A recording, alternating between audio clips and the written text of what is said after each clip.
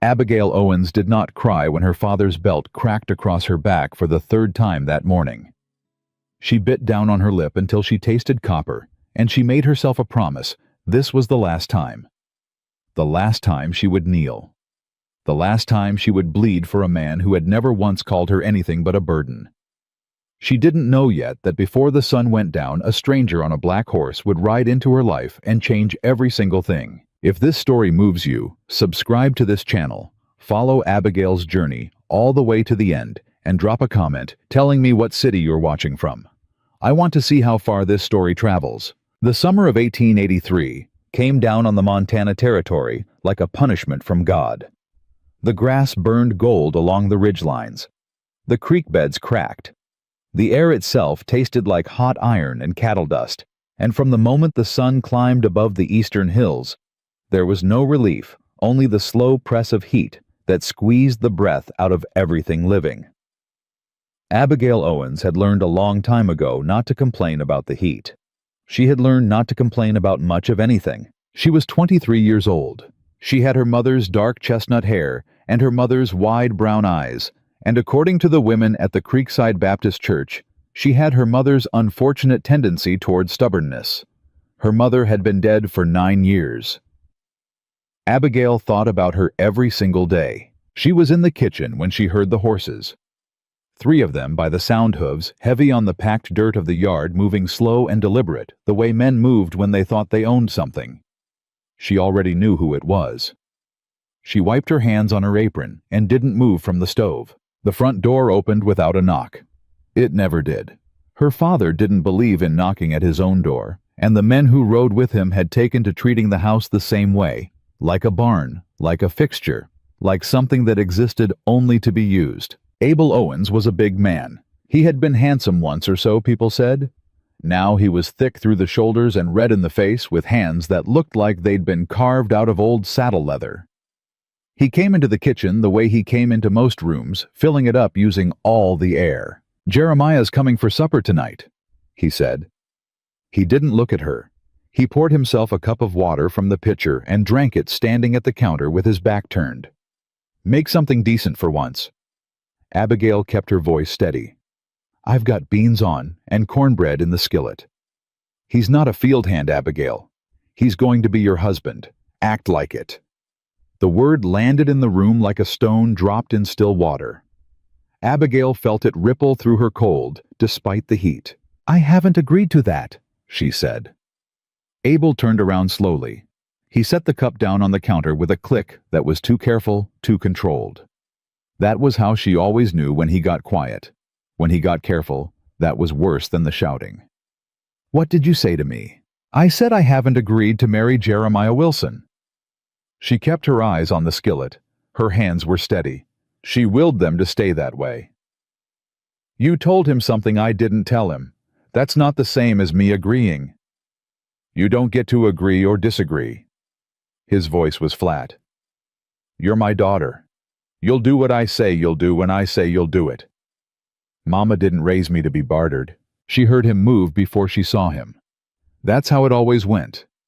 She had developed a kind of second sense for it over the years, the way animals learn to track a predator by sound before sight. She turned, but not fast enough. His hand caught her across the cheek, open-palmed hard enough to knock her sideways into the counter. The skillet hit the floor.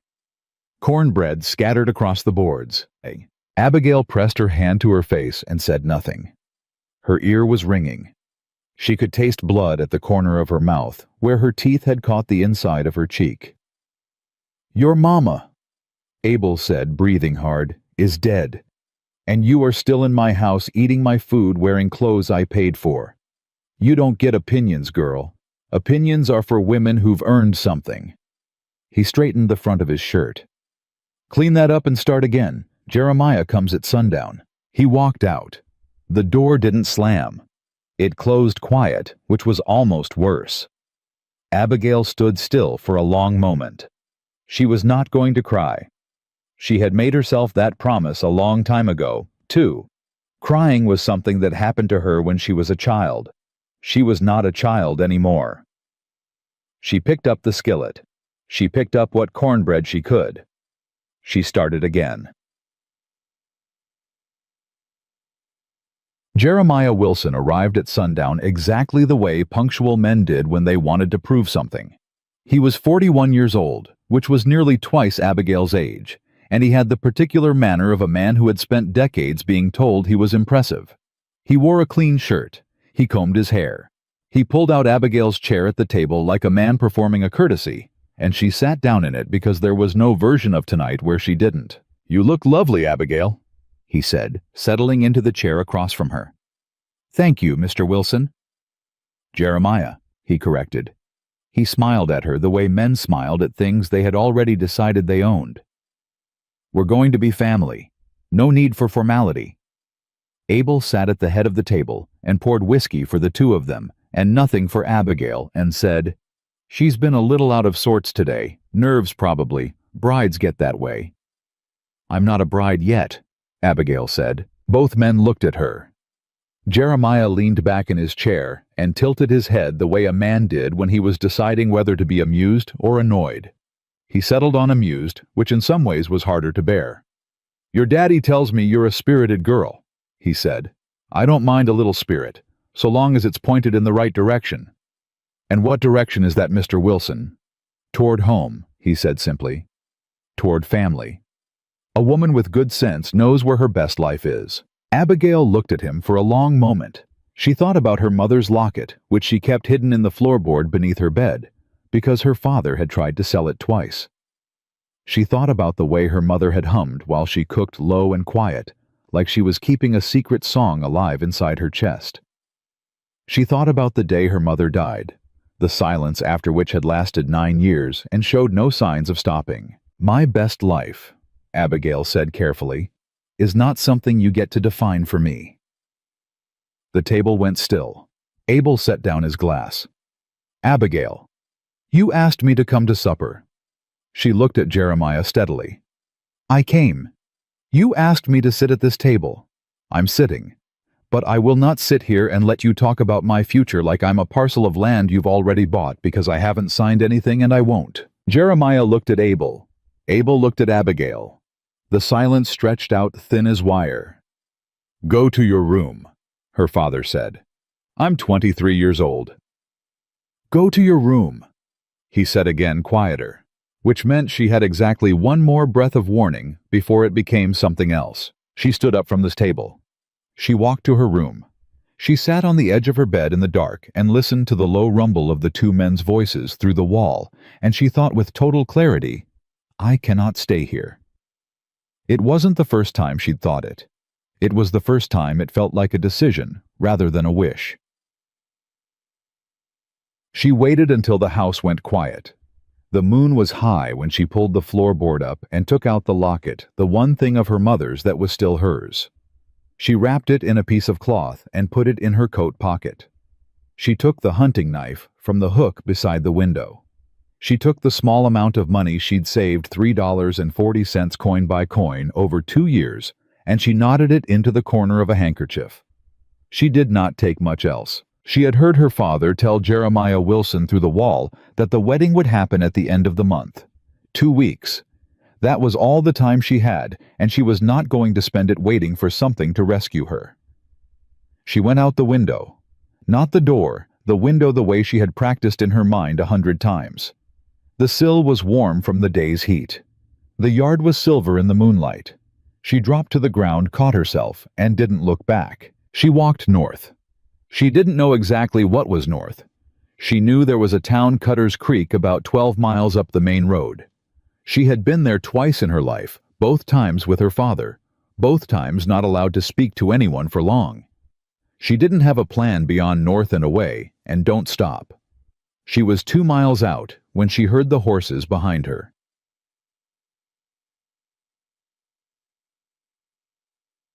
She stepped off the road fast into the brush and crouched low. Her heart was slamming. She pressed herself against the ground and held her breath and listened. One horse. Moving at an easy walk, not a pursuit. She waited until the sound was almost on her, and then she looked. The rider was a stranger, that much she could see even in the dark. tall in the saddle, broad across the shoulders, moving with the loose limbs of a man who'd spent more of his life on horseback than off it. He had a black horse dark enough to blend with the night. He wasn't looking for her. He was just riding. She should have stayed hidden. That's what sense would have said. But she thought about the 2 weeks. She thought about Jeremiah's smile. She thought about her father's hands. She stood up. The horse shied sideways. The man's hand went to his hip, fast, automatic, the way a man's hand went when he'd spent time in places where fast meant the difference between living and dying. He checked himself before he drew. "Easy," he said to the horse, and then lower to her. "Who's there?" "My name is Abigail Owens."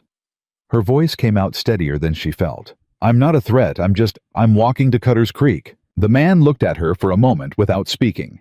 His face was in shadow under the brim of his hat, but she could see the line of his jaw, the set of his shoulders. He wasn't young, mid-30s maybe, and there was something worn about him, the way good leather got worn, not broken, but lived in.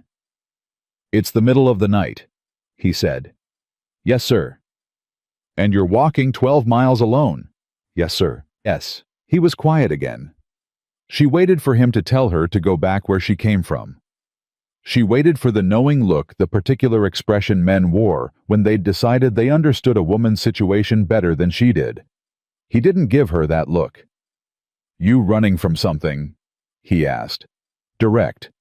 No judgment in it, just the question. She thought about lying. She was good at lying, she'd had to be. But something in the plainness of the question made her answer with the same plainness. "Yes." He looked at her for another long moment. Then he reached up and touched the brim of his hat. "Cole Zachary," he said. "I'm headed north. You want to ride, you're welcome to the saddle. I'll walk." "You don't have to do that." "No, ma'am." He was already stepping down from the horse. "But I'm going to." She didn't argue. Arguing would have cost her time she didn't have, and her feet already ached from the hard road, and the horse was warm and solid beneath her when she settled into the saddle. Cole Zachary walked beside her, leading the horse by the reins. And for a long stretch, neither of them spoke. She expected him to ask questions. He didn't. She expected him to fill the silence with himself the way men often did. He didn't do that either. After a while she said, "You always offer your horse to women you find standing in the road at midnight." "Can't say it's come up before," he said. She almost smiled. "Where are you headed in Cutter's Creek?" "Nowhere in particular," he said. "Just passing through." "From where?" He was quiet for a beat.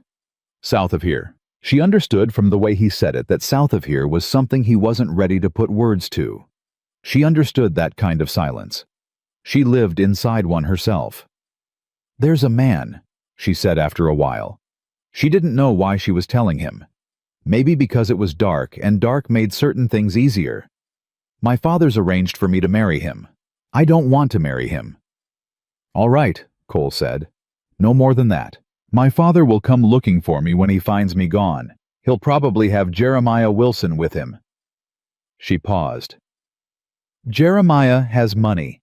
And my father has—" She stopped. "My father has a way of making people agree with him." Cole looked up at her from the road. "How does he do that?"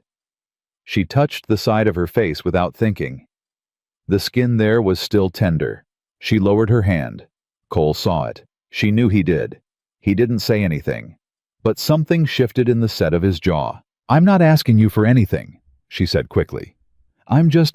I thought you should know, in case they catch up." "You're not asking me for anything," he said, "and I'm not making you any promises. But I'll tell you this, Miss Owens." He looked ahead up the dark line of the road. "A man who uses his hands on a woman to make her agree with him isn't a man I have much use for." She looked at him. "Most people around here seem to have plenty of use for him." "Most people around here," he said quietly, "aren't me." She didn't answer that. She held on to the saddle horn and looked at the dark road ahead, and for the first time in a long time, she let herself breathe, like she might actually reach the end of it. Cutter's Creek was still sleeping when they arrived. The buildings dark, the main street empty. The only sound the creak of a sign swaying somewhere in the hot, breathless dark. Cole stopped in front of a place called Marner's Lodging House, a 2-story building with a lamp burning in the lower window. "Mrs. Marner runs a decent house," he said. "She's a fair woman. She'll give you a room without asking too many questions, long as you've got a little money." "I have $3.40, Abigail said. "That'll do." He held the stirrup while she climbed down. When she was standing in the dirt of the street, he handed her the reins, not to hold, just to have her hand on the horse's neck, for a moment, something solid.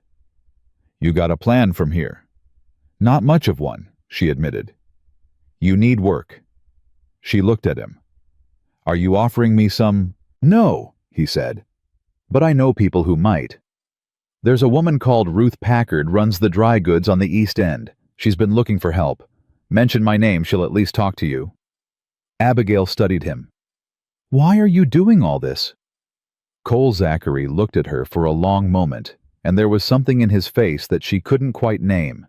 Not pity, not charity. Something older and quieter than either of those. "Because nobody did it for somebody I knew," he said. "And I've been sorry about that for a long time." He touched the brim of his hat. He took the reins back. He turned and walked the horse toward the livery at the end of the block. Abigail stood in the street and watched him go. She didn't know then what she would come to know later, that Cole Zachary carried a name in this territory that made certain men nervous, and that the particular quality of stillness he carried everywhere with him was the kind that came from having survived things most men hadn't. She didn't know that he had reasons of his own for being in Cutter's Creek, reasons that would soon tangle with hers in ways neither of them could have predicted. She knew only this: for the first time in 9 years, a man had spoken to her like she was worth something. She knocked on Mrs. Marner's door.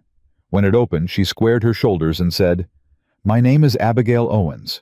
I've come a long way tonight and I need a room. I can pay." The woman in the doorway, stout, sharp-eyed with silver hair pinned at the back of her neck, looked her over without apology. She saw the mark on Abigail's cheek. She saw the knife at her belt. She saw the way Abigail held herself, not broken, not trembling, just tired and honest about it. "You eat yet?" the woman said. "No, ma'am." "Come in then." She stepped aside. "Room's 2 bits a night. I'll put supper on. You can tell me as much or as little as you like, either way's fine with me." Abigail stepped across the threshold. Behind her, somewhere on the dark street, she heard the sound of a horse moving away at a slow, easy walk.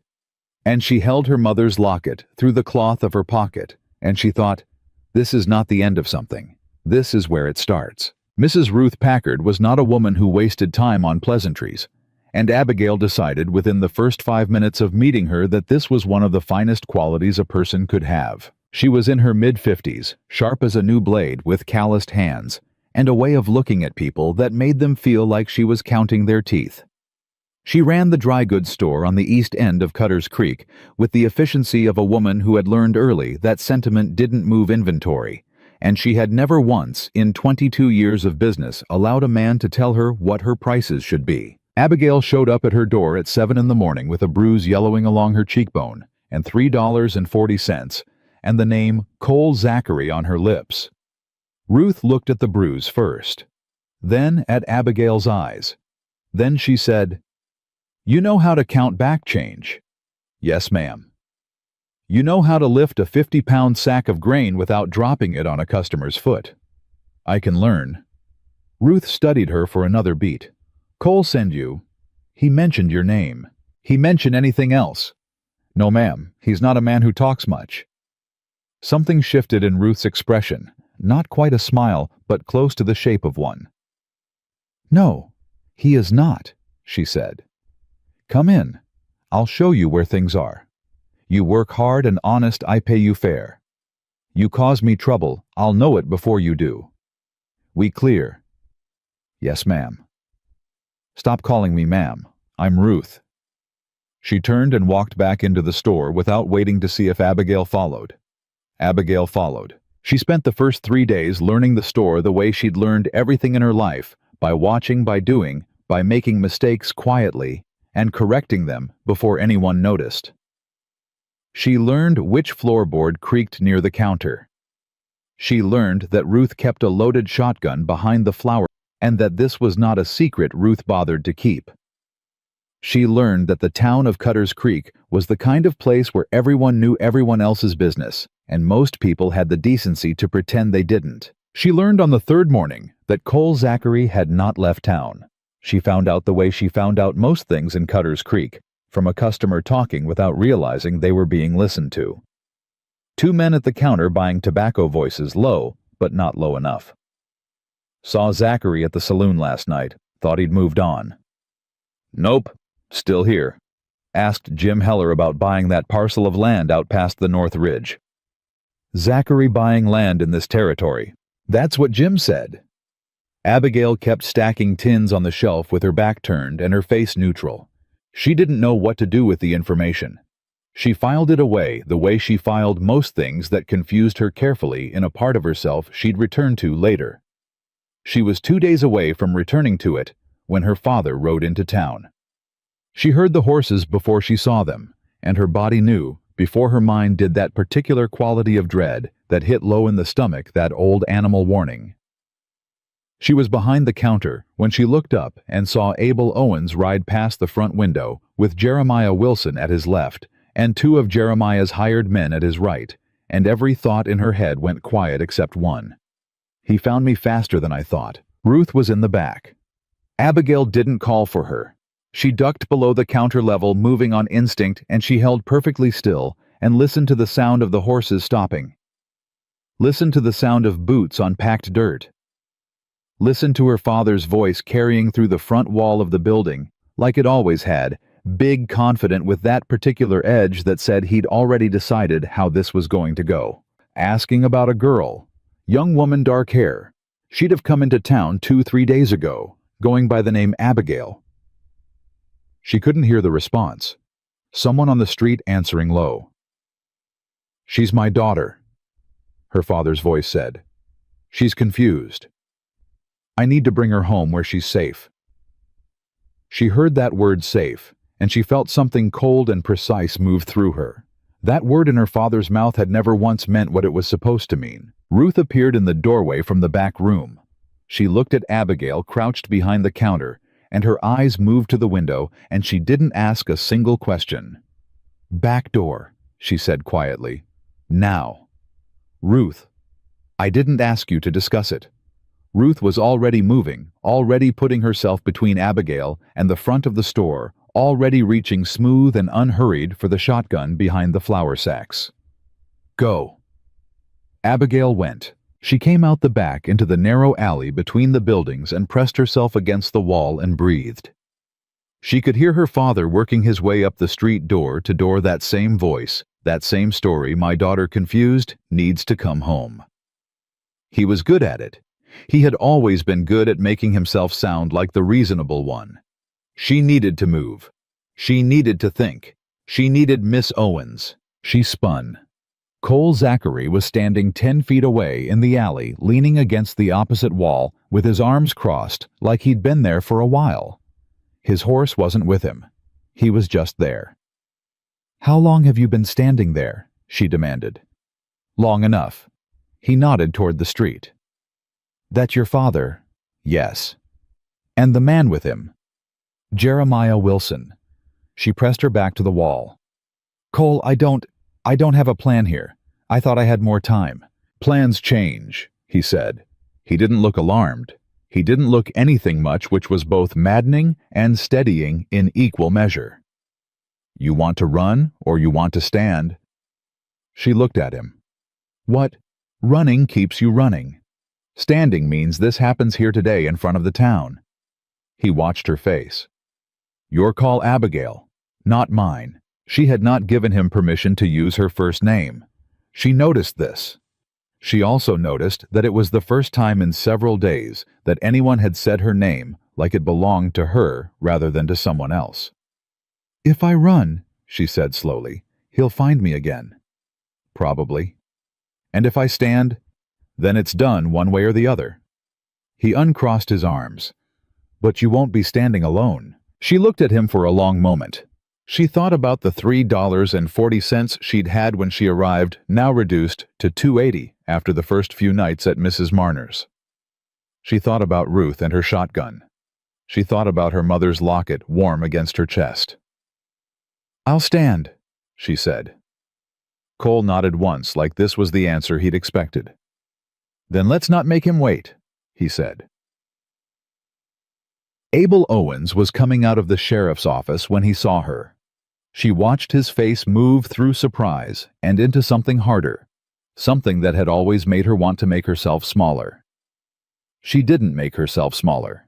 She stood on the main street of Cutter's Creek in the full morning sun, and she let him see her face, the bruise he'd put there, still visible, a little yellow now at the edges, and she held her ground. Jeremiah Wilson saw her half a second after Abel did, and the look on his face was different, more calculating, more proprietary, like something he'd ordered had finally been delivered.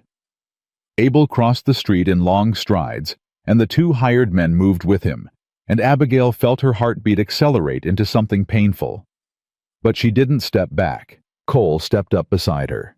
He didn't say anything. He just stood there, and the simple fact of another person standing next to her, choosing to stand next to her, did something to the structure of the moment that she couldn't entirely explain. Abel stopped 6 feet away. His eyes went from her to Cole and back to her, and she watched him make the assessment the way he always did, sizing, calculating, deciding how much force a situation was going to require. "Abigail," he said, low, controlled, his public voice. "It's time to come home." "I'm not coming home," she said. "You're making a scene." "You rode into a town asking strangers about your grown daughter," she said. "That's the scene, Daddy, not me." His jaw tightened. "You don't know what you're doing. You've got no money, no—" "She's got a job," Ruth Packard said, appearing from the doorway of the dry goods store, with her arms crossed, and no shotgun visible, which somehow made her more intimidating rather than less. "She works for me. She's paid fair. She's got a room, and she's got food, and she doesn't owe you an explanation." Abel looked at Ruth. Something moved behind his eyes.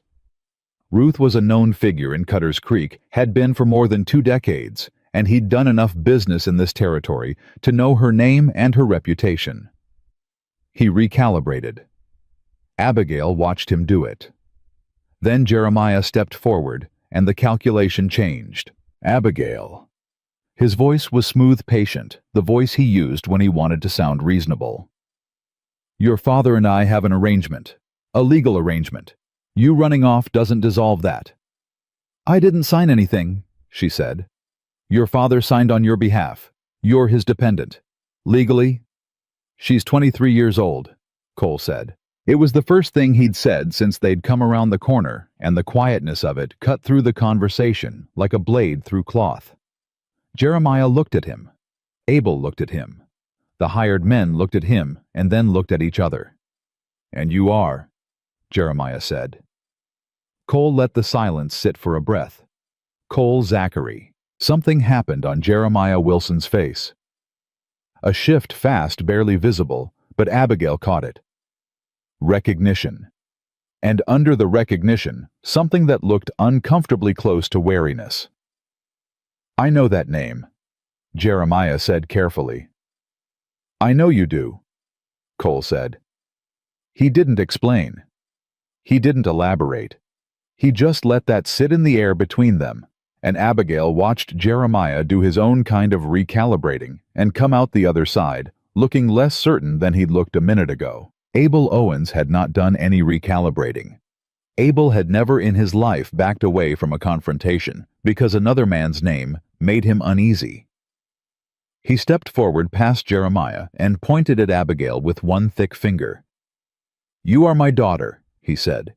"You will come home. You will marry the man I've chosen for you. And you will do it without another word of this foolishness, or so help me." "Or what?" Abigail said. The words came out before she fully chose them. She heard them in the air and felt the shock of them in her own chest, that she had said it here in the street in front of people where her father couldn't make it disappear. The silence that followed was absolute. Abel's face went the color of old brick. "What did you just say to me?" "I said, or what?" She was shaking. She could feel it in her hands and her knees, but her voice held. "You've been telling me what to do my whole life and using your fist to back it up when I said no, and I'm done. You want to drag me home in front of all these people, you go ahead and try, but everyone here is going to see exactly what you are." A crowd had gathered. She hadn't noticed it happening, but it had the way crowds always gathered in small towns when something real was occurring in the street. Shopkeepers, townspeople, a pair of women who'd stopped with their baskets in hand and were watching with the particular stillness of people who recognized something important. Abel's hand came up. Not a pointing finger this time, a fist.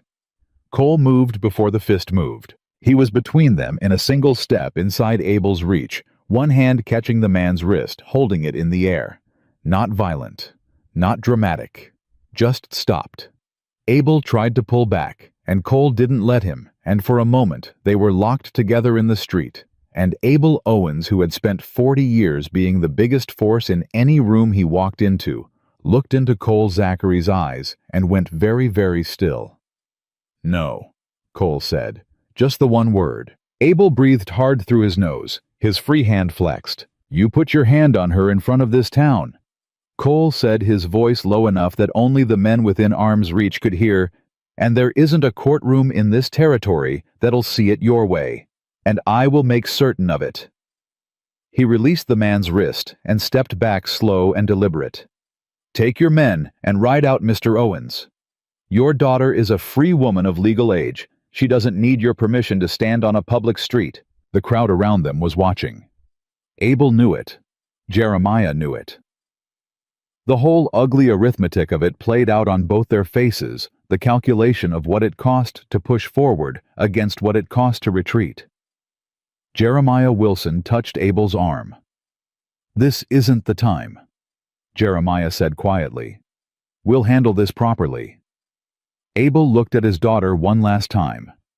His eyes were hard and wet at the same time, which was the most frightening combination she had ever seen in them. "This isn't done," he said to her. "No," she agreed. "It isn't." He turned. He walked back to his horse. Jeremiah followed.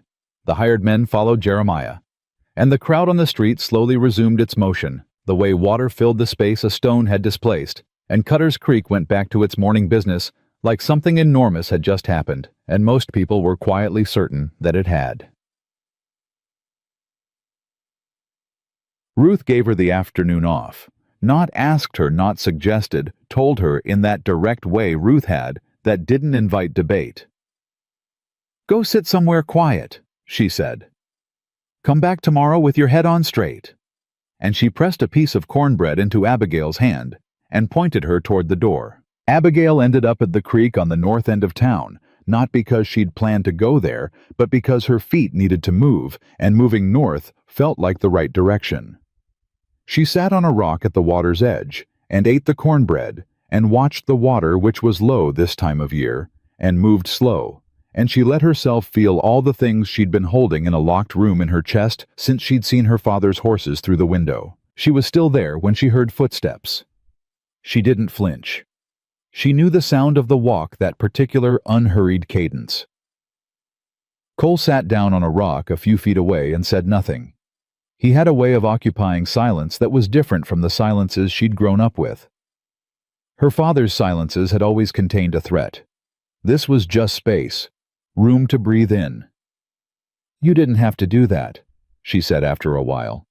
"In the street." "I know. I was handling it. I know that too." He looked at the water. "I moved before I thought about it." She turned to look at him. "Why does Jeremiah know your name?" He was quiet for a beat. She was beginning to understand that his pauses weren't evasion. They were the way he thought, giving words the same weight he gave everything else. "I used to work for a man named Holt Garrity," he said. "Ran a freighting operation out of Denver. Jeremiah Wilson did business with him. I was Garrity's foreman for about 4 years." "Used to," she said. 3 years ago, Garrity started moving things that weren't freight." His voice didn't change, but something in his jaw did. "I found out what it was. I didn't stay after that." She waited. "Jeremiah knew me then," he said, "as Garrity's man. He doesn't know what I did when I left. She sat with that. "What did you do?" Cole looked at the water. The afternoon light was long and gold on it, and somewhere down the creek a bird called twice and stopped. "I made sure Garrity couldn't keep doing it," he said simply. She understood that there was a great deal inside that simple sentence weight she wasn't going to ask him to unpack today. Some things were like her mother's locket, not secret exactly, just not ready to be put into words in the full light of afternoon. "Is that why you're here?" she asked. "Buying land, north of town." He turned to look at her then. There was something in his expression she hadn't seen before. Not surprise exactly. More like the particular look a man got when he realized a woman was paying closer attention than he'd given her credit for. "You hear that?" "I hear most things," she said. He almost smiled. It barely made it to his face, but she caught it. "Yeah," he said. "That's part of why I'm here." "What's the other part?" He looked at her steadily.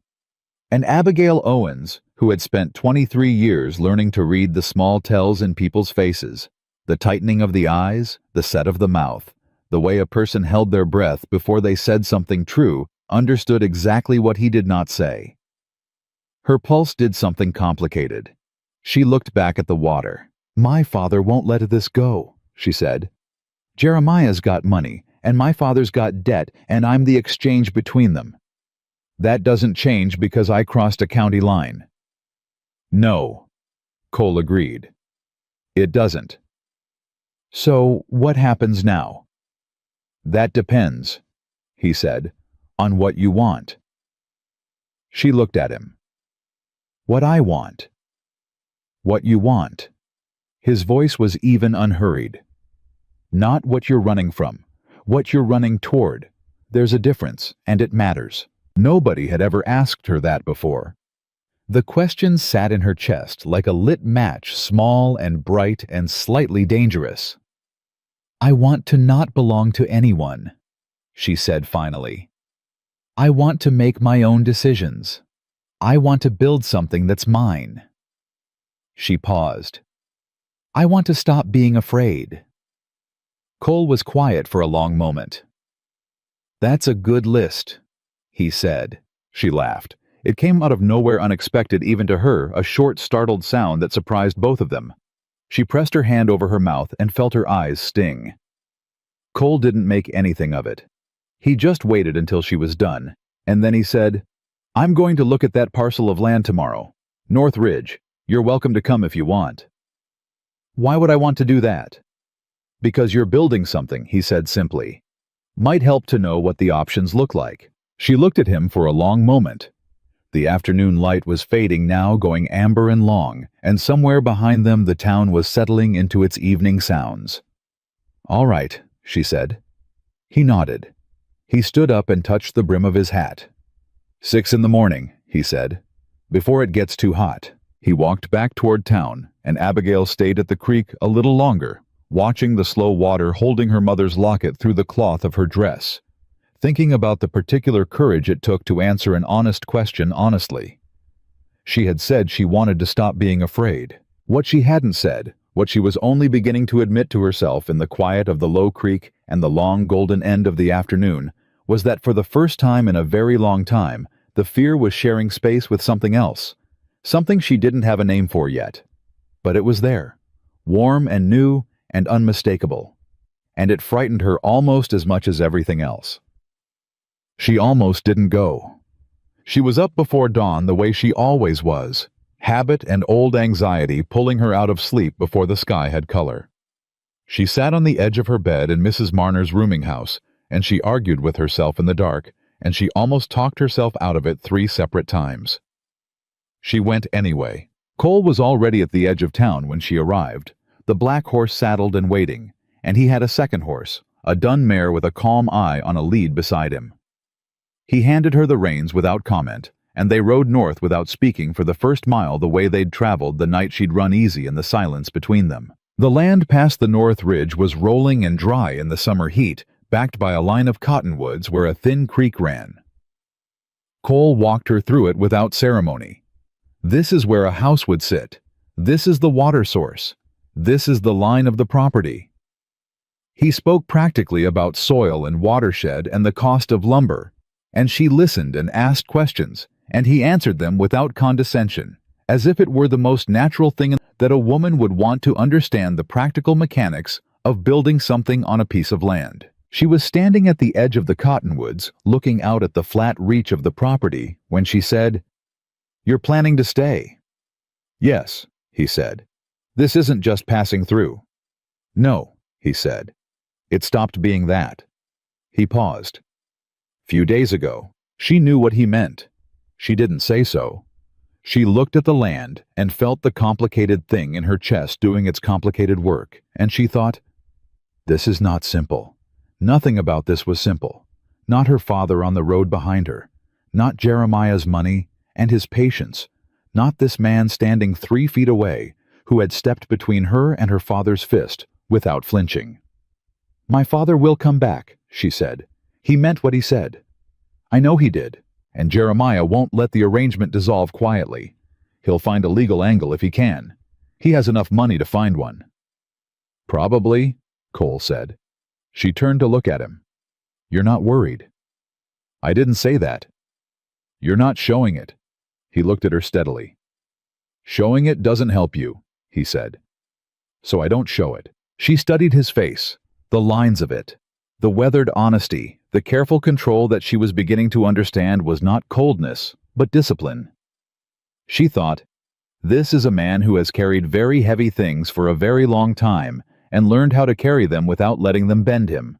She knew something about that. "Cole," she said. "Yeah." "When they come back." She stopped, started again. "I'm not going to let them take me, whatever that costs. I need you to know that." He looked at her for a long moment. The breeze moved through the cottonwoods. Somewhere far off, a hawk called. "I know it," he said. She nodded. She turned back to the land. Below them, back down the road, invisible but not forgotten, Cutter's Creek waited. And beyond it, somewhere south, her father and Jeremiah Wilson were doing their own planning in their own quiet. She could feel it. They weren't finished. Not by a long way. Neither was she. They rode back into Cutter's Creek in the late morning, and Abigail knew something was wrong before they reached the main street. She felt it the way she'd always felt her father's mood shifts, not in any one thing she could point to, but in the accumulated texture of small signals. The way 2 men on the boardwalk stopped talking when they saw her coming. The way Mrs. Harlan, the baker's wife, looked at her from across the street, and then looked quickly away. She said nothing to Cole, but she sat straighter in the saddle. Ruth was waiting at the door of the dry goods store, and the look on her face confirmed it. "Inside," Ruth said. "Both of you." Abigail dismounted before the horse fully stopped. Cole was right behind her. Ruth put the closed sign in the window and turned around. She had a folded paper in her hand, thick stock official looking, with a wax seal on the outside that Abigail didn't recognize. "Sheriff Doyle brought this an hour ago," Ruth said. She held it out. "I told him you were out. He said it didn't matter, it was going to find you one way or the other." Abigail took the paper. She opened it. Her reading wasn't slow. Her mother had made sure of that, had taught her by firelight on winter nights with whatever books she could borrow, and she read through the document once and then again because the first time through she didn't want to believe what it said. "What is it?" Cole asked. She looked up. Her voice came out flat. "Jeremiah filed a civil petition. He's claiming my father entered into a valid betrothal contract on my behalf, and that my leaving constitutes breach of that contract." She looked back at the paper. "He's asking the territorial court to compel my return to my father's custody and enforce the marriage agreement." The room went very quiet. Ruth exhaled through her nose. "That weasel-backed son of a... Can he do that?" Cole asked. "Apparently he's trying." Abigail set the paper on the counter. Her hands were steady. She was furious, and the fury was a clean thing, better than fear, sharper than despair. "He's found himself a lawyer somewhere, someone who's willing to argue that at 23 I'm still legally bound by a contract my father signed." "That's not how the law works," Ruth said. "You're a grown woman. The law works however the man with the most money can make it work, Abigail said. You know that as well as I do. Ruth's jaw tightened. She knew it. They all knew it. Cole picked up the paper and read it. His expression didn't change. She was beginning to understand that this was where he lived in that controlled stillness, and that it wasn't indifference, but the opposite of it. He felt things deeply and had taught himself not to let that depth become a liability. He's filed in Harkin County, Cole said. That's 2 counties east. That's where his lawyer is, probably. You'd need to respond. Contest it. With what? She met his eyes. I have $2.80 and a job that pays me fair but hasn't paid me long. Jeremiah Wilson has been in this territory for 15 years. He knows the judges. He knows the clerks. She stopped, breathed. He planned this. He didn't come to Cutter's Creek to drag me back by force. He came to make a show of it, let the town see it, and then go do this quietly through a courtroom where I have no voice. Cole put the paper down. He looked at her steadily. You have a voice, he said. What you need is someone to stand up in that courtroom and speak it out loud. You mean a lawyer. I mean a lawyer. Cole, I have money, he said. The words landed between them, simply without drama, which somehow made them land harder. Abigail stared at him. I'm not taking your money. I'm not offering charity. I'm offering a loan. He held her gaze. Pay me back when you can. Don't pay me back if you can't. It doesn't change what's right. She wanted to say no. She had been saying no to things her whole life. No to her father, no to Jeremiah, no to every version of a life someone else had designed for her, and the refusal came so naturally now that she almost deployed it automatically. But this wasn't the same. This was a man looking at her and telling her she was worth fighting for, and asking for nothing in return, but the chance to help, and she was so unused to that particular thing that she didn't know what to do with it. I'll think about it, she said.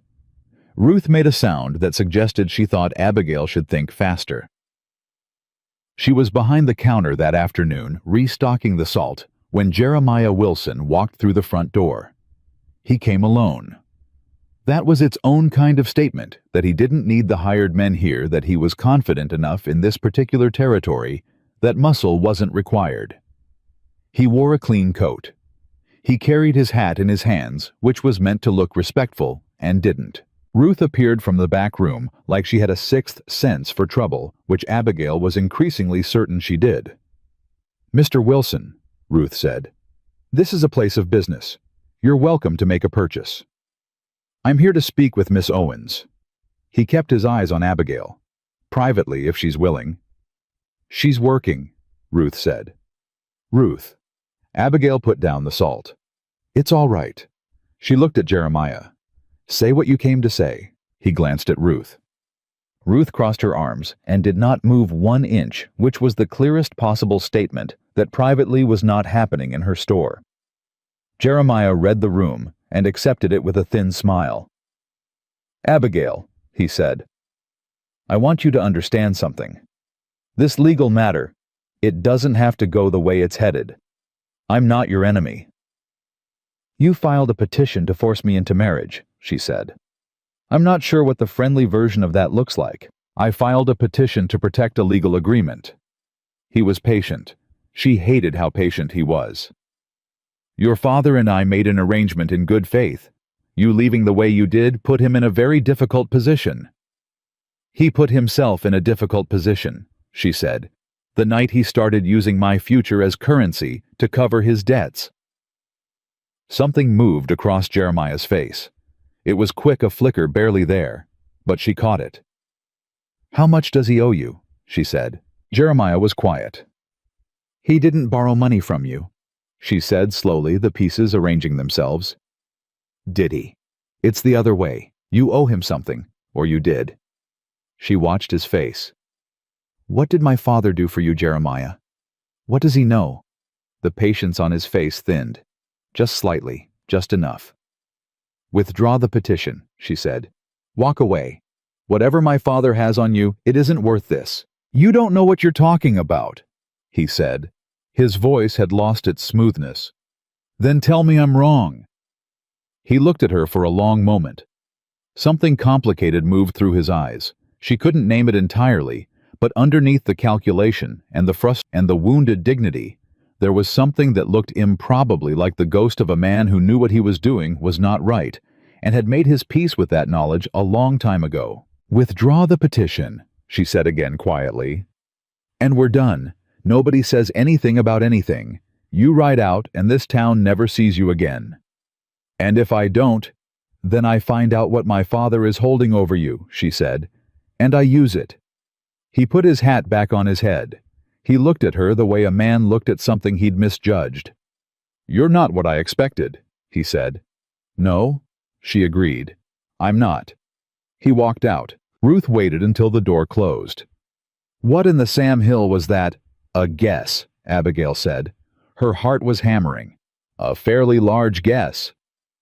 "Did you actually see something in his face, or were you bluffing?" "Both," Abigail said. "Mostly the second one." Ruth looked at her for a long moment. Then she started to laugh low and genuine, the laugh of a woman who hadn't seen someone take a swing like that in a long time. Cole found out about the confrontation from Ruth that evening. He came to the rooming house after supper and knocked, which he always did, and Abigail answered and saw the look on his face and let him in. "You told him you'd expose him," Cole said. "Not an accusation. More like a man who was running calculations. I told him I'd find out what my father had on him and use it. Do you know what it is?" "No." He sat down in the chair by the window and looked at the floor for a moment. She could tell he was deciding something. "I might," he said. She sat down across from him. "Explain." He looked up. "When I worked for Garrity, Jeremiah Wilson was one of 3 men who bought passage for certain kinds of cargo across the territorial line into Kansas. Things that weren't legal to move. One of the shipments went wrong. A man died." He paused. "Jeremiah was present when it happened. My guess is your father knows that." She stared at him. "How would my father know that?" "Because Abel Owens drove freight for Garrity twice in the winter of 1879, Cole said. "I didn't know that until I started asking around. He was there for one of the same runs. He saw what Wilson saw." The silence stretched out. Abigail felt the shape of it, the whole ugly architecture of it, settling into place in her mind. Her father hadn't just sold her to pay a debt. He'd sold her because Jeremiah Wilson needed to buy his silence, and Abigail was the price. She was the coin in a transaction between 2 men who had both done something they needed buried. "He used me," she said. Her voice was very quiet. "He used me to protect himself." "Yes," Cole said. She looked at her hands in her lap. She thought about every year she had spent in that house, believing some small, stubborn part of her, that underneath the cruelty there was something that resembled a father. Some thread of it. Something. She let it go now. She felt it leave. It wasn't dramatic, just a slow release like a rope going slack. "I need you to tell me everything you know," she said. "About Garrity. About the shipment. About what happened." "Abigail, everything," she said. "If I'm going to fight this, I need to know what I'm fighting with." He looked at her for a long moment. Then he nodded. He talked for a long time. She listened to all of it. She didn't sleep much. She lay in the dark and turned it over and over, the pieces. The angles, what she had and what she didn't. And by the time the sky went gray at the edges, she had something that wasn't quite a plan, but was close enough to one. She was at Ruth's store before it opened. Ruth let her in without comment and put coffee on. "I need to write a letter," Abigail said. "To the Harkin County Court Clerk. I need to contest the petition formally." "All right, and I need to write a second letter to the Territorial Marshal's office in Helena." Ruth looked at her over the rim of her coffee cup. "About what?" "About Garrity's freighting operation, and the men involved in it." The store was very quiet. Ruth set her cup down. "That's a dangerous piece of paper to put your name on," she said. "I know." "If Wilson finds out you sent it before it gets there." "I know that too." Abigail met her eyes. "Will you help me?" Ruth was quiet for 10 full seconds. which from Ruth was the equivalent of a long conversation. "Get the paper," she said. "I'll get the pen." They were still writing when the front window shattered. The rock that came through it was the size of a fist, and it hit the floor and skidded under the counter, and the sound of the glass was enormous in the early morning quiet. Abigail was on her feet before the shards stopped moving. Ruth already had the shotgun. Outside, through the broken window frame, she could see 3 men on horseback. Not her father. Not Jeremiah. Men she didn't recognize, with the particular look of hired hands doing a job they'd been paid to do and had no personal feeling about. One of them called out, "Miss Owens, Mr. Wilson sends his regards. He says you should think carefully before you send any mail today." Ruth stepped up to the broken window with the shotgun at her shoulder and said in a voice as level as a survey line, "Get off my street before I make a significant mess of your morning." The man in front looked at the shotgun. He looked at Ruth's face. He made the right decision. The horses turned and moved off at a trot. Abigail stood in the glass and breathed. Her heart was going fast, but her mind was clear, the way it had been clear the night she'd gone out the window and started walking north. The way it went clear whenever the situation got bad enough that panic became a luxury she couldn't afford.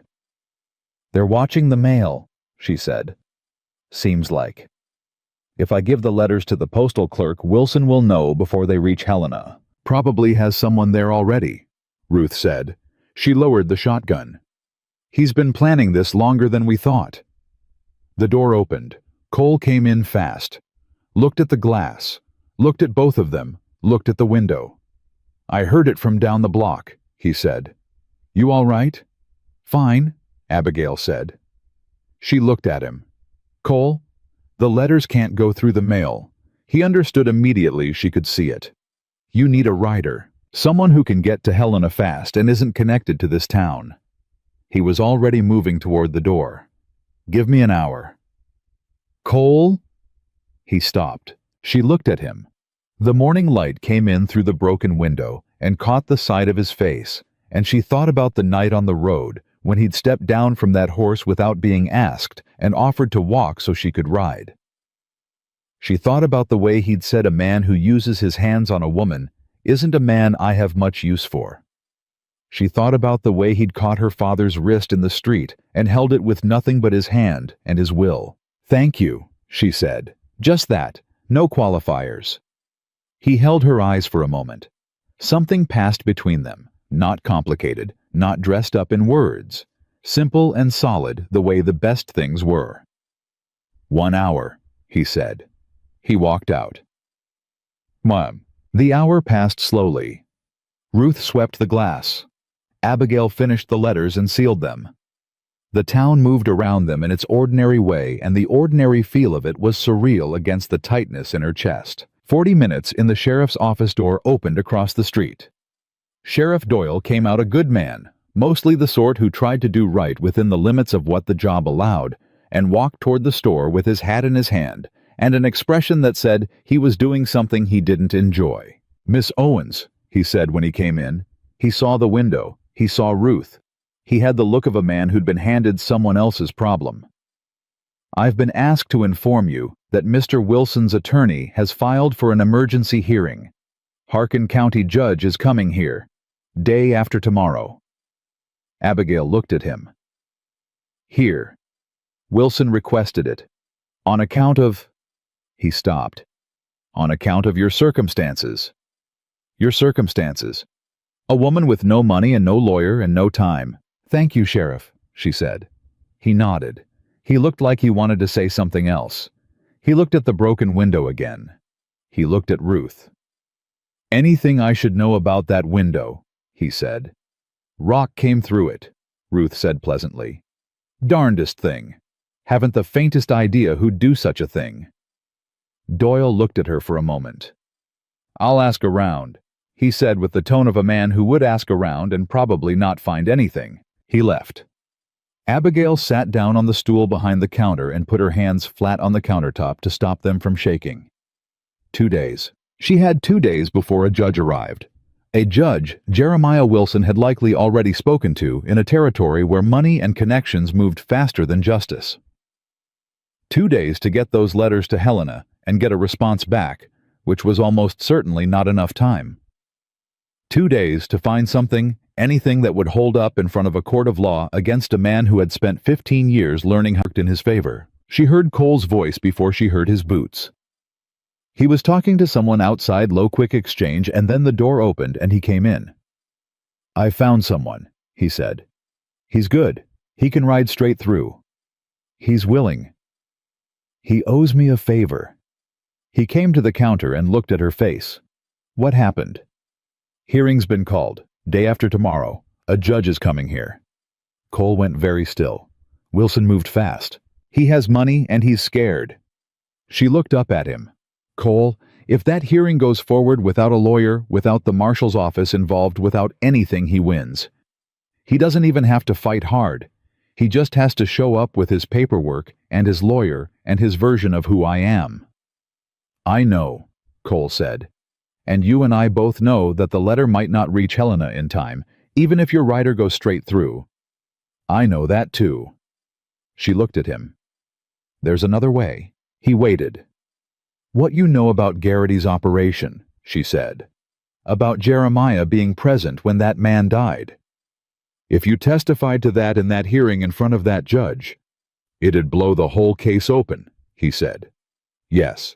He was quiet. She understood what she was asking. She understood that what Cole Zachary knew about Garrity's operation was information he'd been carrying quietly for 3 years. Information that had cost him a job, and probably cost him more than that information he'd chosen to use in one specific way and then put away. She was asking him to put it on the table, in public, in front of a judge, with his name on it. "Cole," she said, "you don't have to." "I'll do it," he said. "I haven't finished." "I know what you were going to say," he said, "and I'll do it."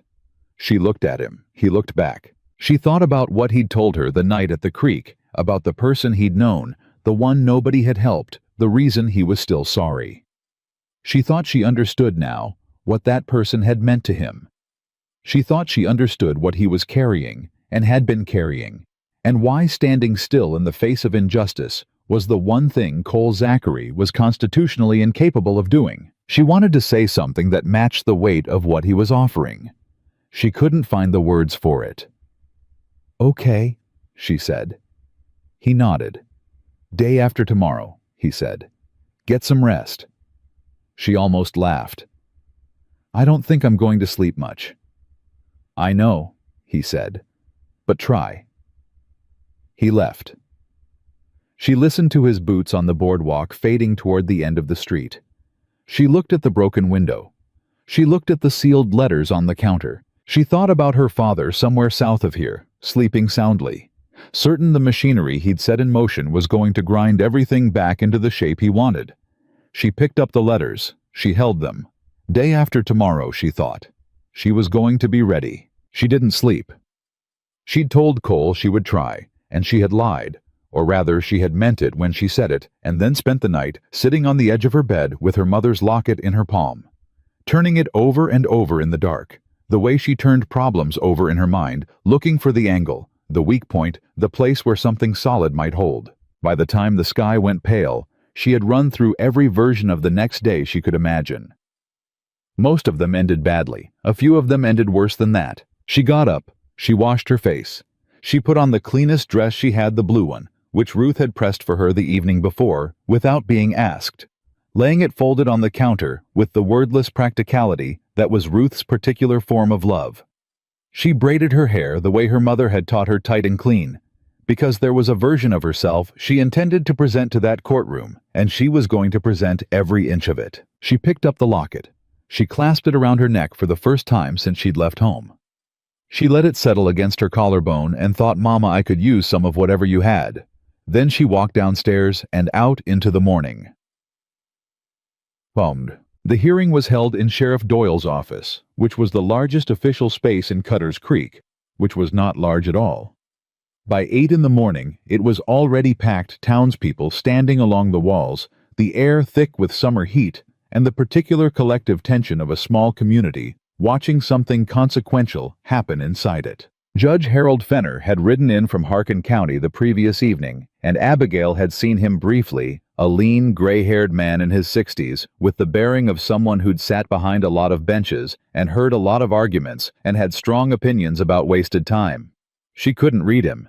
That scared her more than almost anything else. Jeremiah's lawyer was a man named Aldous Prentice, soft-handed, well-dressed, with the professional ease of a man who'd spent decades making bad situations sound inevitable. He had a leather case full of documents, and the particular confidence of someone who had been told this was already won. Abigail sat at the small table across from him, with her hands flat on the surface and her back straight, and nothing in front of her but the 2 letters she'd written, and a folded piece of paper Cole had given her that morning, without explanation, saying only, "Read it when you need it." Ruth sat in the front row of townspeople behind her. She had not brought the shotgun, which Abigail considered a small mercy. Cole was not in the room. She had noticed that immediately and did not let herself react to it. She told herself he had a reason. She almost believed it. Judge Fenner called the proceeding to order with the flat efficiency of a man who did not enjoy ceremony. This is an informal hearing on a civil petition filed by Mr. Jeremiah Wilson regarding a betrothal agreement. Miss Owens is present as respondent. Mr. Prentice, you may begin. Prentice stood up. He had a good voice, calm, authoritative, with the cadence of a man who understood that half of persuasion was simply sounding like you'd already won. Your Honor, the matter is straightforward. In March of this year, Mr. Abel Owens entered into a formal betrothal agreement with my client, Mr. Jeremiah Wilson, on behalf of his daughter, Miss Abigail Owens, then a resident of his household and a dependent under his care and provision. Miss Owens's subsequent departure from her father's home constitutes a breach of that agreement. We are asking the court to recognize the validity of the contract and order Miss Owens to honor its terms. Judge Fenner looked at Abigail. Miss Owens, you're representing yourself. Yes, Your Honor. Prentice made a small sound, not quite a laugh, but adjacent to one. You have a response to the petition, the judge said. Abigail stood.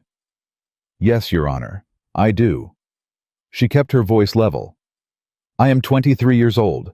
I have been employed and self-supporting for the past week. I did not sign the agreement Mr. Prentice is referring to, and I was not consulted when it was made. My father does not have the legal authority to bind me to a contract without my consent. She was living in his household, Prentice said, dependent on his provision. Territorial precedent. Territorial precedent applies to minors, Abigail said. I am not a minor, and I have not been dependent on my father's provision for the past week. I earn wages. I pay for my own lodging. I am a free woman of legal age, and I did not agree to marry Jeremiah Wilson. Your Honor, Prentice said smoothly, Miss Owens's recent employment was obtained only after she fled her father's home in violation of the agreement. You cannot break a contract and then use the consequences of breaking it as your defense. The room was very quiet. Judge Fenner looked at Abigail. She had prepared for this moment. She knew what she'd planned to say, the legal argument about consent, about the limits of paternal authority over adult children, about the precedent from a case in Kansas 3 years prior that Ruth had known about and written down for her. She had it all ready. Then the door to the sheriff's office opened, and everything changed. Abel Owens walked in. He hadn't been there at the start of the hearing, and his arrival now mid-proceeding without announcement moving through the crowd, with that particular mass and certainty, sent a visible ripple through the room. He put himself against the wall near the door, with his arms crossed, and he looked at his daughter with the expression she had seen 1,000 times, patient, certain, already decided. Beside her, she felt the room shift in his favor. She felt it the way you felt, weather changing, a drop in pressure, a collective leaning. She looked at him. She did not look away first. We may continue, Judge Fenner said. Prentice pressed his advantage. He produced documents. The original betrothal agreement, her father's signature on it, a statement from Abel Owens, asserting his daughter's dependency, a letter from the reverend of their home parish attesting to the long-standing nature of the arrangement. He laid them out one by one with the unhurried precision of a man building a wall. Abigail answered each one. She kept her voice even. She cited precedent. She cited her own financial independence. She was not without resources. Ruth had helped her prepare, and Cole had helped her the evening before, and she made her arguments clearly and without flinching. But she could feel the weight of Prentice's case. It was substantial. It was built on paper she couldn't see until he produced it. Then Prentice said, "Your Honor, we'd like to call Mr. Abel Owens as a corroborating witness." Fenner nodded. Abel came forward. He was good at this part. He always had been the controlled performance of a reasonable man, the measured voice, the sorrowful expression. He described his daughter as confused, as impressionable, as a young woman who'd been taken advantage of by people in this town, who didn't understand the obligations of family. He described Jeremiah Wilson as a good man, a patient man, a man who'd waited through all of this with more grace than could be expected. He never once raised his voice. He never once looked anything but grieved. Abigail sat across from him and watched it happen and felt the cold knowledge of how good he was at this, how many years he had spent perfecting it. The jury of the room was shifting. She could feel it. Even people who had seen the bruise on her face were being made to feel uncertain by the particular quality of his performance. Fenner looked at her. "Miss Owens, you may question the witness." She stood. She looked at her father. She thought about the folded paper Cole had given her. "Read it when you need it." She didn't know what was in it. She hadn't opened it. She reached for it now on the table. She unfolded it. She read it. For a moment, she couldn't breathe. It was a signed statement dated 2 days prior from a man named George Tullis of Billings, Montana. It was 3 paragraphs long. In it, George Tullis stated that in the winter of 1879, he had witnessed Abel Owens receive a cash payment from Jeremiah Wilson in exchange for Abel Owens's silence regarding a death that had occurred during a freight transfer outside of Garrity's operation. The payment was $340. George Tullis had kept this information for 3 years because he was afraid of both men. He was less afraid now, he wrote, because Cole Zachary had asked him to be brave enough to write it down. $340. She thought about the $3.40 she had saved over 2 years coin by coin in a floorboard beneath her bed. She thought about the man who had told her she was eating his food and wearing clothes he'd paid for. She thought about all the ways a person could be both a victim and a perpetrator, and all the ways those things could exist inside the same human being at the same time. She folded the paper. She looked at her father. "Do you know a man named George Tullis?" she said. The room was absolutely still. Her father's face didn't change. That was how she knew he knew the name. Innocent men reacted denial, confusion, the natural movement of a person encountering something unexpected. He went very still instead, the way a man went still when he was deciding which direction to run. "I've known a lot of men," he said carefully. "George Tullis of Billings," she said. "Winter of 1879. Does that narrow it down?" His jaw tightened. 1 degree. Almost imperceptible. "I don't know what you're implying." "I'm not implying anything." She held up the paper.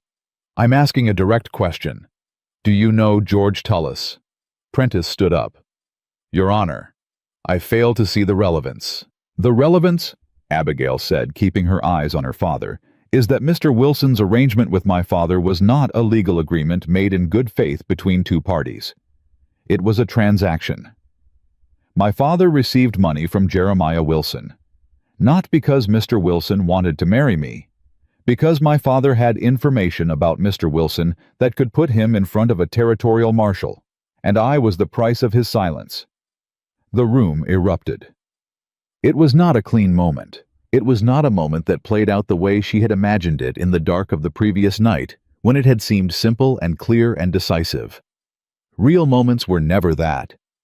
Real moments were noise and competing voices, and Judge Fenner banging on the desk for order, and Prentice talking over everyone, and Abel Owens's face going through a series of expressions she had never seen on it before. But Fenner got the room quiet.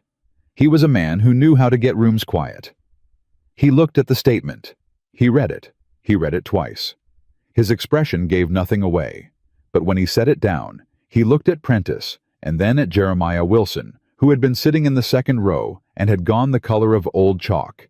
And then he said, "Mr. Prentice, I'd like to hear your response to this document before we go any further. Prentice tried. He was good at his job, and he tried hard. He questioned the provenance of the statement, questioned the credibility of a man who'd sat on information for 3 years, questioned the connection between the payment described and the betrothal agreement. He was thorough and professional, and it didn't matter because the damage was done in the place that mattered most in the room, in the court of the people sitting along the walls, watching in the faces of the men and women of Cutter's Creek who had seen the bruise on Abigail Owens's face and had now heard the words, transaction, and price of his silence, and could not unhear them. And then the door opened again. This time it was Cole. He was not alone. Behind him was a young man Abigail didn't recognize, trail dusty, clearly having ridden through the night, and behind that man was a woman in her 40s in a marshal's deputy badge that caught the light as she walked in. The room went so quiet you could have heard a thread drop. The deputy's name was Margaret Voss. She introduced herself to Judge Fenner in the crisp, direct way of a person who had said her name in front of a lot of rooms and expected it to mean something. She said, received a letter 2 days prior regarding matters pertaining to the Garrity freighting operation in Denver. She had ridden through the night as a precautionary measure because the names in the letter were names she recognized from an ongoing investigation. She had papers of her own. She placed them in front of Judge Fenner. He read them for a long time. The room waited. Outside somewhere, a horse nickered, and someone on the boardwalk laughed at something, and the ordinary sound of it was almost surreal inside the suffocating tension of the sheriff's office. Fenner set the papers down. He looked at Jeremiah Wilson. Jeremiah Wilson stood up. He didn't wait to be addressed. He looked at Abel Owens across the room, and the look between them was ancient and ugly and final. 2 men watching the thing they'd built together collapse. And then Jeremiah looked at Abigail, and he said very quietly, "I withdraw the petition." Prentice started to say something. Jeremiah held up one hand and Prentice stopped. "I withdraw the petition," Jeremiah said again to Judge Fenner this time. Unconditionally. Fenner looked at him for a long moment. "The court accepts the withdrawal. The petition is dismissed." He picked up his papers. He looked at Deputy Voss. "I expect you'll be having further conversations with the parties involved." "Yes, Your Honor," she said. "I will." He stood up. He walked out, just like that, as if it were simple, which it hadn't been, and everyone in the room knew it. The room took a long time to empty. People didn't want to leave. Abigail understood it. Something real had happened here, and people wanted to stay close to it to carry it home with them to tell it. She stood at the table with the papers in her hands and let the room empty around her. Ruth came to her first. She put her hand on Abigail's shoulder and squeezed once and said nothing, which from Ruth was the most. Then Cole. He came through the thinning crowd and stopped in front of her and looked at her face with that careful, unhurried attention he gave to things that mattered. "You all right?" he said. "I don't know yet," she said honestly. "Give me a minute." He gave her a minute. He stood there while she assembled the pieces of herself, the parts that were shaking, the parts that were strangely calm, the part that was standing very still in the center of all of it, trying to understand that it was over, or at least this part of it was. "George Tullis," she said. "He agreed to sign the statement 2 days ago," Cole said. "He'd wanted to do something for a long time and hadn't known how. When I told him what Wilson was doing, 'How did you find him?' I'd been looking for him since I came to Cutter's Creek," he said. "He was one of the men I knew could corroborate what happened in '79. He's been in Billings for the past 2 years. I sent word when I realized what Wilson was planning." She looked at him. "You came to Cutter's Creek because of Wilson." "I came because of Wilson," he said, "and because of what he and Garrity and men like them do to people who can't protect themselves. And then you found me in the road. And then I found you in the road." She was quiet for a moment. The room was almost empty now. Through the open door she could see the deputy talking to Sheriff Doyle in the street. She could see her father not close, not near, standing by his horse with the hired men and not looking at her. He hadn't spoken to her since the hearing broke up. She didn't know if he would. She didn't know what she felt about her father right now. It was too large and too complicated to touch. It was a thing she would have to come back to. "What happens to him?" she said. "My father." Cole was quiet for a moment. "That depends on what the deputy finds and what charges she brings. The payment from Wilson is established. If they can connect him to the freight directly, it could be serious. He might go to prison." "He might?" She looked down at the table. She thought about a small girl sitting at a kitchen table, learning to read by firelight. She thought about a woman who hummed while she cooked to keep a secret song alive. She thought about the 9 years of silence after. "He made his choices," she said. Her voice was steady. "I made mine." "Yes," Cole said. She picked up her letters. She picked up George Tullis's statement. She picked up the folded paper Cole had given her, and she held it for a moment. "You planned this," she said. "Not just the statement, all of it." "I prepared for it," he said. "There's a difference." "What's the difference?" He almost smiled, that barely there expression she'd come to watch for. "Preparing means you're ready for what happens. Planning means you think you know. I've been wrong enough times to know I don't." She looked at him. She looked at the careful honesty of his face, the worn patience of it, the thing underneath it that she'd been quietly naming to herself for days without saying it out loud. "Cole?" she said. "Yeah." "Why did you really stay in Cutter's Creek?" The question sat between them. He'd almost answered it before at the creek, when he'd said it stopped being that few days ago, and let the implication stand without completing it. She was completing it now. She was asking him to say the thing she already knew, and had been circling like a woman who wasn't sure the ground would hold if she stepped on it. He looked at her for a long time. "You know why," he said. "I want to hear it." He took a breath. "Let it out." He had the look of a man picking up something heavy and choosing to carry it in the open instead of hiding it. "Because you stood up in that road in the middle of the night," he said, "and told me your name like it was something worth saying, and I couldn't get it out of my head after that." The room was empty now. Just the two of them in the heat and the quiet. She looked at him. She thought about all the things she'd been told she was her father's property. Jeremiah's purchased quiet, a burden, and a bargaining chip, and a girl who didn't know what was good for her. She thought about standing in the street and saying, or what to the man who had hit her since she was 14 years old. She thought about what she'd told Cole at the creek. "I want to stop being afraid." She thought about the warmth she'd felt then, that unnamed thing she hadn't let herself name. She had a name for it now. "I'm still figuring out who I am," she said. "Outside of all this. I don't know yet who I am when there isn't someone telling me who I'm supposed to be." "I know," he said.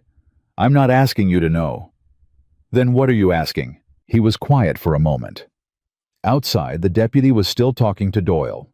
The street was going back to its ordinary business the way streets did. "I'm asking if I can be around while you figure it out," he said. She looked at him. She felt the ground beneath her uncertain, knew nothing, like the packed and punishing earth of her father's yard. This ground was different. It wasn't soft, it wasn't easy, but it was honest, and it was hers to stand on. "Yes," she said. He didn't smile. He didn't reach for her. He just nodded once, slow and certain, the way he did everything, like a man who understood that the things worth having were worth treating carefully. "All right then," he said. She picked up her things. She walked to the door. She stopped in the frame of it and looked out at Cutter's Creek, the street, the people, the wide, bright Montana sky pressing down on everything, and she thought, this is the day things changed. Not the day she ran. Not the day she arrived. This day. This morning in the heat and the noise and the extraordinary, ordinary aftermath of something hard that she had survived. She stepped out into it. Behind her she heard Cole follow, and her father's horse at the far end of the street turned south, and she didn't watch it go. The week after the hearing was the strangest of Abigail's life. Stranger even than the night she'd climbed out the window and started walking north with $3.40 and no plan. That night had been fear and momentum, one foot in front of the other, no room to think. This week was the opposite.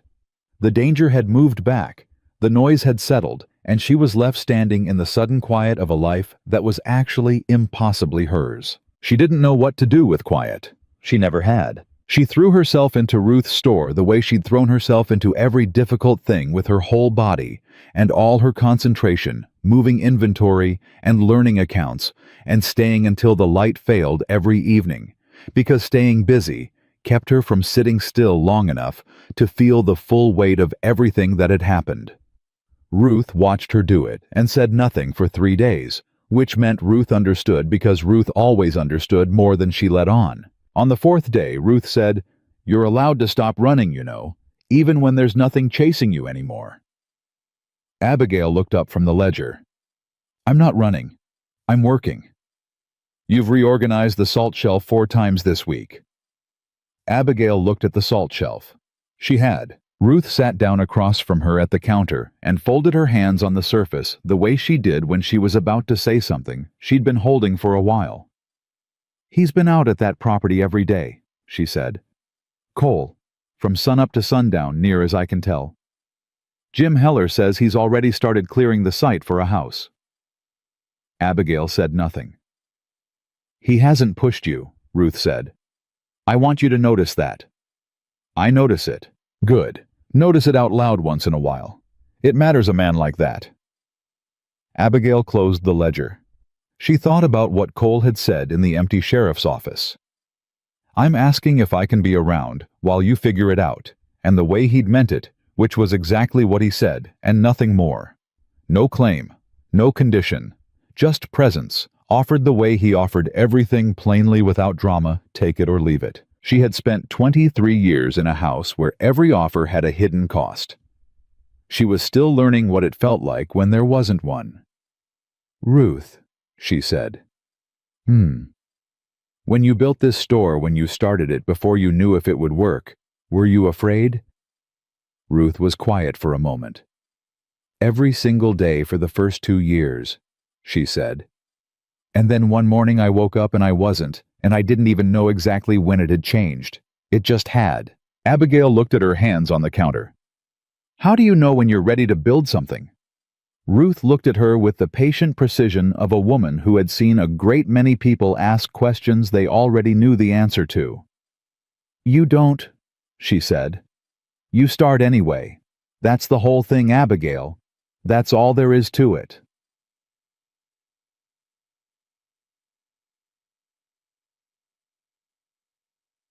She rode out to the North Ridge the next morning. She didn't send word first. She didn't plan what she would say.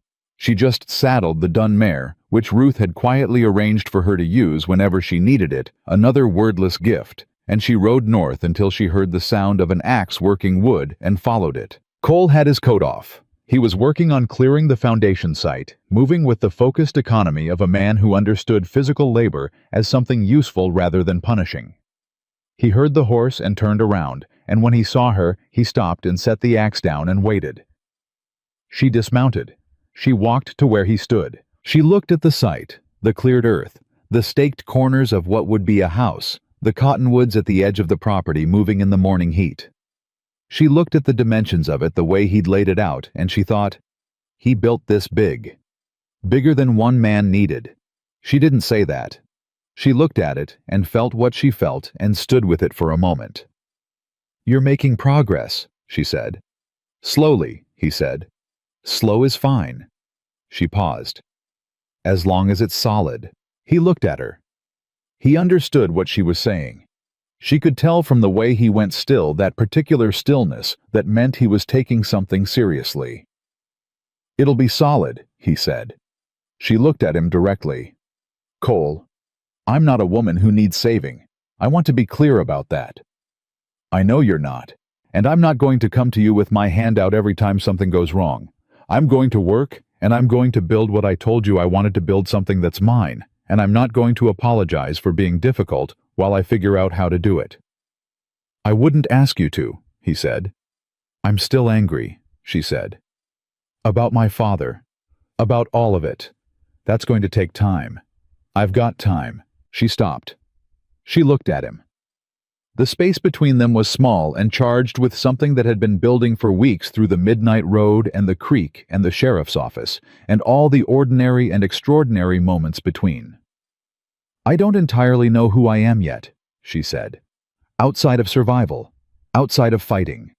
I've been doing one or the other my whole life, and I don't know what I am when I'm not doing either one of them." Cole took one step toward her. He didn't close the distance, he just enough that she could see the full detail of his face. "I know what you are," he said quietly. "What's that?" "Someone worth knowing," he said. For the long term. She felt it hit her somewhere below all the armor. She didn't look away. She held his gaze and let herself feel it. Really feel it without the wall she'd built around everything that was soft and hopeful in her, because that wall had been necessary for a long time, but she was beginning to understand that you couldn't live behind one forever. "All right," she said. He nodded once. Slow. The way he agreed to things that mattered. "All right," he said back. 2 weeks later the letter came. It arrived from Helena from Deputy Voss's office, and Abigail read it standing behind Ruth's counter with her coffee going cold beside her. Jeremiah Wilson had been formally charged with his involvement in the Garrity freight operation and the death that had occurred in 1879. He had retained lawyers and would fight it as men with money always did, but the charges were real and the evidence was solid, and Deputy Voss had written with the measured satisfaction of a woman who had been building toward something for a long time. Abel Owens was named as a material witness. He had not been charged, not yet, but he had been summoned to Helena, and the summons had enough teeth in it that he had apparently gone without much argument. Abigail folded the letter. She put it in her apron pocket. She stood at the counter and let the information move through her, all the ways it changed things and all the ways it didn't. Her father in Helena sitting in front of a territorial court accounting for himself. She'd spent years imagining what justice for him might look like. Now that something resembling it was actually happening, it felt less satisfying than she'd thought it would. Not empty, not that, just complicated. The way every true thing was complicated when you were close enough to it to feel all its edges. The bell above the door rang, and she looked up. The man who came in was a stranger to her, middle-aged, trail dusty, with the look of someone who'd ridden a long way and was looking for something specific. He scanned the store and found her face, and something in his expression shifted. "You're Abigail Owens," he said. Her hand moved to the edge of the counter. "Who's asking?" "My name's Caldwell, Thomas Caldwell. I'm an attorney out of Denver." He reached into his coat and produced a card which he set on the counter. "I've been retained by a party in connection with the Garrity case. I was told I might find you here." "You were told correctly." She didn't pick up the card. "What do you want?" "I want to talk to you about your options," he said, "specifically as they relate to the betrothal contract that's been dismissed." He glanced around the store, not nervously professionally. "There may be civil damages available to you, Miss Owens. Against Wilson, against the estate of the contract. Your father entered into an agreement using your person as collateral, without your consent. In certain territories that constitutes actionable harm." She looked at him for a long moment. "You're saying I could sue them," she said. "I'm saying a court might find in your favor," he said carefully. "It would not be simple or fast, but you would not be the first woman to pursue such a claim, and you would have the advantage of a recently dismissed petition, documented evidence of coercion, and a witness whose statement is already entered into the territorial record." She picked up the card. She turned it over in her fingers. She thought about $3.40 in a floorboard. She thought about the cornbread she'd swept off the kitchen floor. She thought about what Cole had said on the North Ridge. It'll be solid, and the particular quality of that word. Solid. Built right. Made to last. "I'll think about it," she said. He nodded. He was professional enough not to push. He left a second document on the counter, a preliminary outline of the claim, and he tipped his hat and left. Ruth appeared from the back room approximately 4 seconds later, which confirmed she had been listening to the entire conversation. "Well," Ruth said, "I need to talk to Cole," Abigail said. She found him at the property where she always found him in the late afternoon. He listened to everything she said without interrupting the way he always did, giving her words the same weight he gave the rest of the world. When she finished, he said, "What do you want to do?"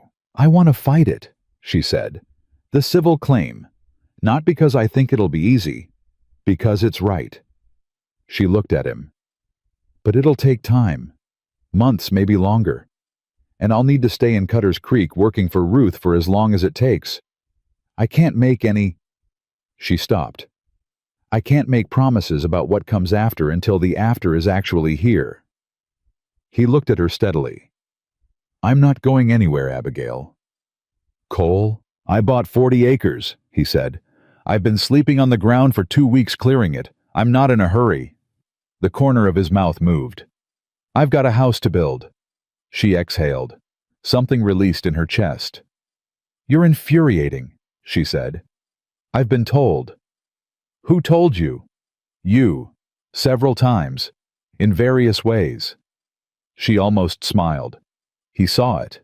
He didn't make anything of it, just held it quietly in his eyes. She looked at the staked corners of the foundation, the cleared earth, the line of cottonwoods. She thought about what Ruth had said, "You start anyway. That's the whole thing."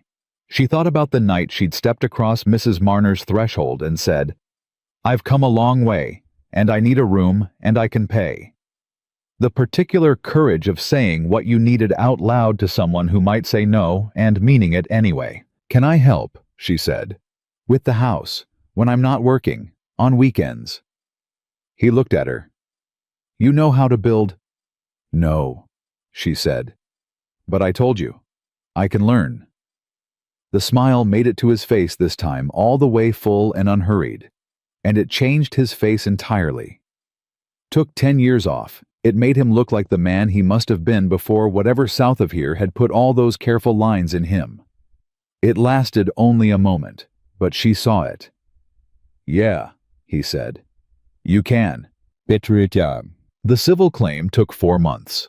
It was not clean or simple, or satisfying in any of the ways she'd hoped it would be, and there were days in the middle of it when she sat in Ruth's back room with the documents spread across the table and felt the particular exhaustion of a fight that kept going after she'd already thought she'd won. Thomas Caldwell was thorough and honest about the odds, which she respected, even when she didn't like what he told her. Jeremiah's lawyers were skilled and relentless. There were 2 hearings, a deposition, and a period of 3 weeks in which nothing seemed to move at all, during which Abigail reorganized Ruth's entire inventory system and learned to build a window frame from coal on Sunday afternoons, and did not even once let herself believe it wasn't going to work. She had stopped being a person who gave up on herself somewhere between the kitchen floor and the midnight road in the creek and the sheriff's office. She didn't know the exact moment. She only knew that the capacity for it, the old instinct to shrink, to absorb, to accept what someone stronger decided for her, was simply gone. Like a tooth that had been aching for years, and finally, one day, didn't hurt anymore. She reached for the familiar shape of it sometimes, and found the absence, and the absence felt like breathing. The ruling came on a Thursday morning in late October, when the heat had finally broken, and the air in Cutter's Creek was something you could stand to breathe without effort. The court found in her favor, not on everything Caldwell had been honest about, that told her the full judgment was unlikely, but on the central claim that the betrothal contract had been entered into without her consent and constituted a civil wrong for which she was owed remedy. The damages were modest by the standards of men like Jeremiah Wilson, significant by any standard she'd ever lived by. It wasn't a fortune, it was a foundation. She stood outside the sheriff's office after it had become a place of some significance in her life, that building, and she held the judgment in her hands and felt it. Not triumph. Something quieter than triumph. Something that felt like standing on ground that was finally, for the first time, completely hers. Ruth was beside her. Cole was on her other side, and he'd come from the property with sawdust on his coat and hadn't bothered to brush it off, which meant he'd ridden in fast when word reached him. "You did that," Ruth said, quietly, plainly. "We did it," Abigail said. "Don't be modest. It doesn't suit you." Abigail laughed, It came out easy, not the startled sound from the creek months ago, but something fuller, something that had room in it. She pressed her hand over her mouth and felt her eyes sting and didn't apologize for either one. Cole put his hand on her shoulder. Just that. Solid and warm and unhurried. She reached up and put her hand over his. The house on the North Ridge was finished spring of the following year, framed and roofed and chinked against the wind, with a front door that faced east and a kitchen window that caught the morning light. Abigail had helped build the window frames and the porch steps, and had gotten it wrong the first time and right the second, and the porch steps were consequently slightly uneven on one side, which she considered the most honest thing about the whole structure. She moved her things from Mrs. Marner's rooming house on a Saturday in March, which was a short process, because she had never accumulated much. She stood in the middle of the main room with her mother's locket around her neck and the judgment papers in the cedar box she'd bought with her own wages, and she looked at the morning light coming through the east window. Her window, the one she'd built wrong and then right, and she breathed. Cole came to stand beside her. He was quiet in the way she'd come to love. Not empty quiet, not dangerous quiet, but the kind that made room for things. "What are you thinking?" he said. "That it's strange," she said. "Standing somewhere and knowing you're going to stay. Strange good or strange frightening." She thought about it honestly, the way she tried to do everything now. "Both," she said. "And then mostly good." He nodded. He reached out and took her hand, and she let him, and they stood in the light from the east window for a while without speaking. She thought about a small girl learning to read by firelight, and a woman who hummed to keep a song alive, and 9 years of silence after. She thought about a midnight road, and a man who stepped down from his horse so she could ride. She thought about standing in a street and saying, or what to the biggest force she'd ever known, and the ground holding underneath her when she did. She thought about what it cost to know your own worth when no one had ever once shown you what it was. She thought about the fact that you could spend a lifetime being told you were nothing, told it with words, told it with fists, told it with every decision made over your head and without your voice, and still somewhere inside yourself hold on to the knowledge that it wasn't true. That stubborn buried knowledge. That refusal. She had built this house with her hands. She had fought for her name in a courtroom and won.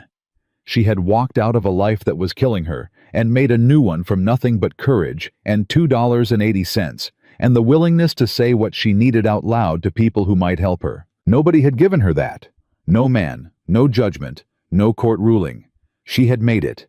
She had decided the night she made herself that promise with her lip bleeding and the taste of copper in her mouth that she was going to live like she was worth something.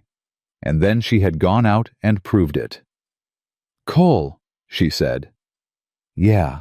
She turned to look at him, at the honest, weathered face of him, the patience that had never once felt like condescension, the man who had asked what she wanted before he offered anything, and then stood beside her and meant it.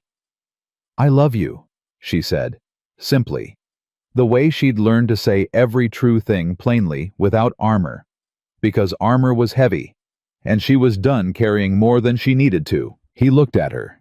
Something moved through his face, not surprise deeper than that. The particular expression of a man who had been careful with himself for a long time and had just been handed a reason not to be. "I love you back," he said. "Have for a while." She nodded. She turned back to the window. Outside, the spring light was long and clean on the 40 acres that were theirs, and the cottonwoods at the creek were beginning to go green at the edges. And somewhere beyond the ridge, the territory stretched out wide and unhurried, toward a horizon that belonged to no one and everyone. She had come a long way. Through the midnight, and the fear, and the courtroom, and the grief, and the strange hard work of becoming the person she had always underneath everything already been. A woman who knew her own worth did not wait for someone else to measure it. She did not kneel for a man who had never earned her respect. She did not stay inside a life that was too small, because leaving felt dangerous, because staying was more dangerous still in all the ways that didn't show bruises. She walked out, and she kept walking, and she built something solid, something real, something that would stand. and she never once looked back.